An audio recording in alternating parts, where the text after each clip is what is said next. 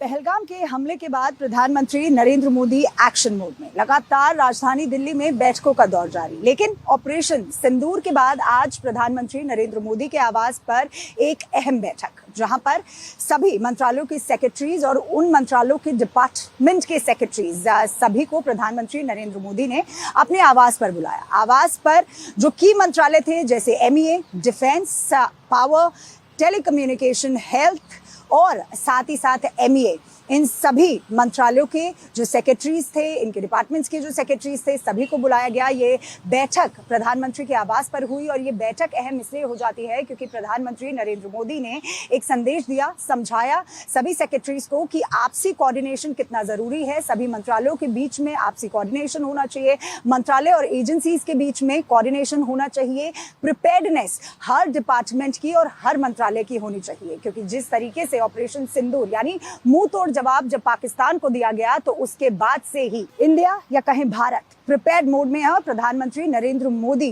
पल पल की जानकारी अपने पास रखे हुए हैं कि किसी भी तरीके की अगर सिचुएशन आ जाती है तो नेशनल सिक्योरिटी और खास तौर से सिटीजन की जो सिक्योरिटी है उसको मेंटेन किया जाए, जिसके चलते आज सेक्रेटरीज की जो बैठक है वो प्रधानमंत्री नरेंद्र मोदी के आवास पर हुई थी। साथ ही साथ प्रधानमंत्री नरेंद्र मोदी ने ये भी कहा कि अगर भारत के खिलाफ कोई फेक न्यूज का प्रोपेगेंडा चलता है तो तुरंत ही उसको क्लियर किया जाए, फैक्ट चेक किया जाए। तो जिस तरीके से आज प्रधानमंत्री नरेंद्र मोदी ने ऑपरेशन सिंदूर के बाद ये बैठक ली है, ये कहना गलत नहीं होगा कि प्रधानमंत्री जहां एक तरफ एक्शन मोड में है तो वहीं भारत पूरी तरीके से तैयार है। वीडियो जर्नलिस्ट दिलीप के साथ महिमा कटारिया, भारत एक्सप्रेस।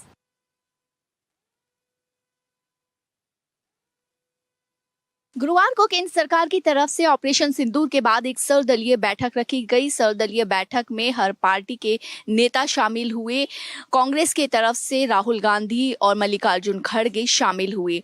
ऐसे में सरकार ने सभी पार्टियों के नेताओं को ऑपरेशन सिंदूर किस तरीके से किया गया और उसके बाद क्या अपडेट है ये जानकारी दी। साथ ही कहा कि अगर पाकिस्तान अपनी हरकतों से नहीं मानेगा तो ऑपरेशन सिंदूर जो है वो जारी रहेगा। ऑपरेशन सिंदूर अभी खत्म नहीं हुआ।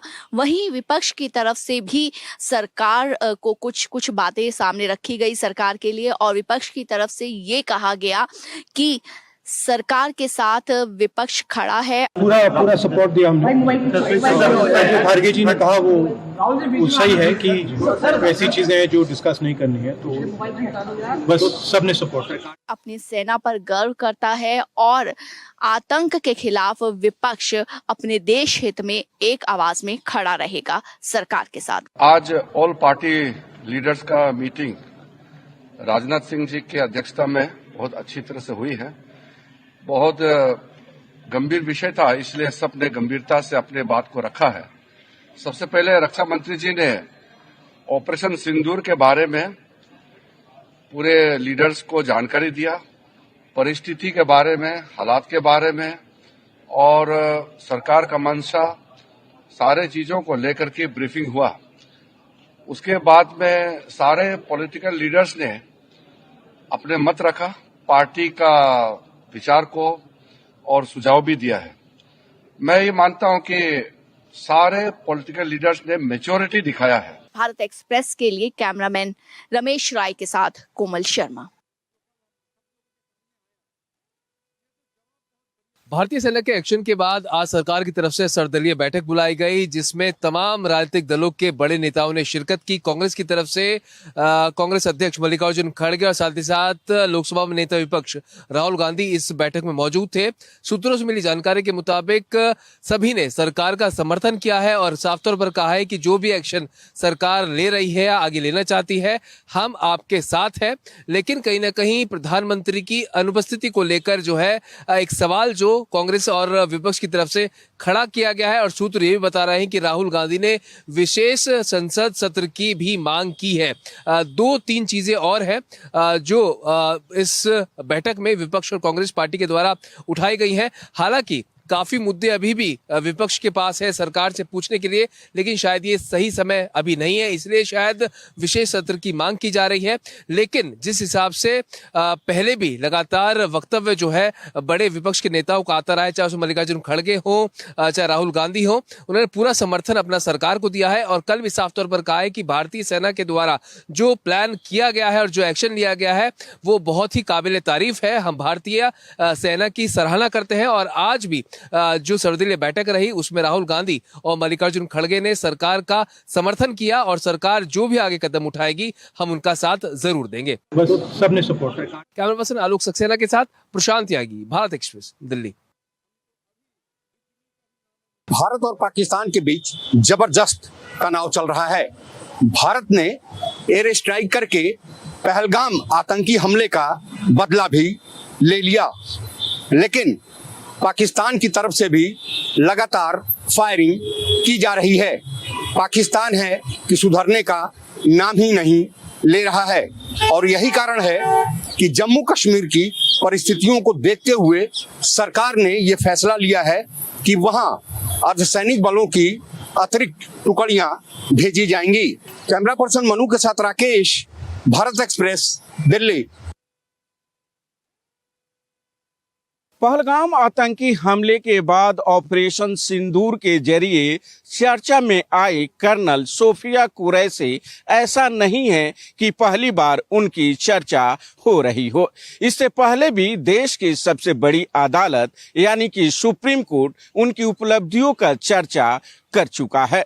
दरअसल शॉर्ट सर्विस कमीशन पा चुकी महिला अधिकारियों ने अस्थायी कमीशन को लेकर सुप्रीम कोर्ट में कई याचिकाएं दायर की थी और कहा था कि उन्हें भी अस्थायी कमीशन मिलना चाहिए, जिसका केंद्र सरकार लगातार विरोध कर रही थी और कहा था कि महिला अधिकारियों को अस्थायी कमीशन नहीं मिल सकता है, जिस पर सुप्रीम कोर्ट ने नाराजगी व्यक्त करते हुए सोफिया कुरैशी सहित 11 महिला अधिकारियों की उपलब्धियों का जिक्र किया था। उन 11 महिला अधिकारियों में सबसे पहला नाम सोफिया कुरैशी का शामिल था और कोर्ट ने कहा था कि किस तरीके से सोफिया कुरैशी महिला होते हुए भी सेना के गौरव को आगे बढ़ाया है। बाकी 10 अन्य महिला अधिकारियों ने भी सेना के गौरव को आगे बढ़ाया है। सोफिया कुरैशी के बारे में बताएं तो उनका जन्म गुजरात के बड़ोदरा में 1974 में हुआ था और बायोकेमिस्ट्री से स्नातकोत्तर की डिग्री उन्होंने हासिल की है। उनके पति भी सेना में अधिकारी के तौर पर तैनात हैं। भारत एक्सप्रेस के लिए कैमरा पर्सन आलोक सक्सेना के साथ गोपाल कृष्ण। अयोध्या पहुंचे उत्तर प्रदेश के बीजेपी के प्रदेश अध्यक्ष भूपेंद्र सिंह ने भारतीय सेना द्वारा पाकिस्तान पर एयर स्ट्राइक करने को लेकर बड़ा बयान दिया है। उन्होंने कहा कि जिस तरीके से मोदी जी ने कहा था वो आज करके दिखाया है और भारतीय सेना ने पाकिस्तान के ऊपर एयर स्ट्राइक कर उन आतंकवादियों के खिलाफ बड़ी कार्रवाई की है और ऑपरेशन सिंदूर के माध्यम से उन लोगों को श्रद्धांजलि भी दी है। भारत की सेना ने जिस प्रकार से ऑपरेशन सिंदूर चलाकर पहलगाम की घटना में जो लोग दोषी थे, अपराधी थे, उन्हें चिन्हित करके चुन कर मारने का जो काम किया है वो ऐतिहासिक है और माननीय प्रधानमंत्री जी का जो संकल्प था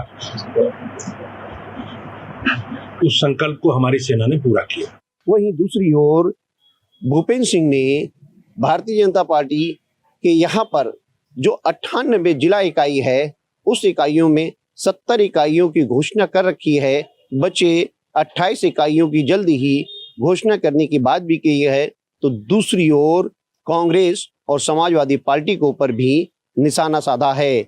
भूपेंद्र सिंह ने कहा है कि जिस तरीके से कांग्रेस के राशिद अल्वी ने इस पूरी कार्रवाई पर सवाल उठाए हैं वो कांग्रेस की चाल और चरित्र को दिखाता है। हमेशा कांग्रेस इस तरीके की बात करती है और सबूतों की बात करती है।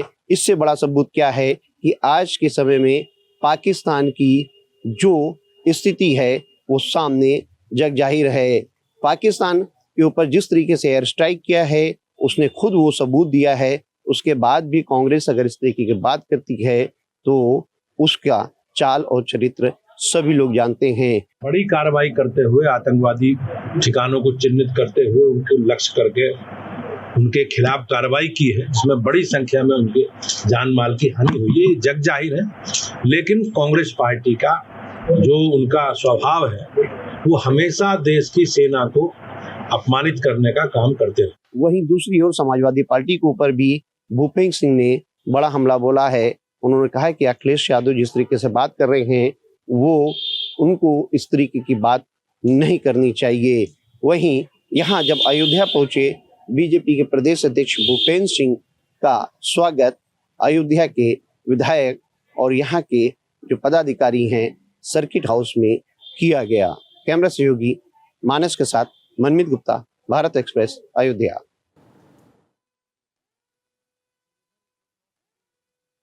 सेना द्वारा ऑपरेशन सिंदूर की कामयाबी को लेकर लोगों में जश्न का माहौल है।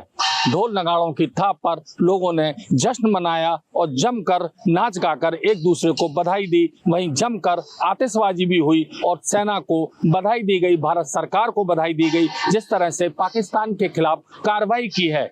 जो गुस्सा पहलगाम के बाद लोगों में था अब वो सेना की कामयाबी के बाद जश्न में बदल गया है। वहीं महिलाओं ने भी आज एक दूसरे को सिंदूर लगाकर सेना को बधाई दी। इस दौरान शंखनाद भी किया गया, पाकिस्तान के खिलाफ शंखनाद किया गया और सेना से अपील की गई है कि पाकिस्तान को इसी तरह से मुंहतोड़ जवाब देना चाहिए।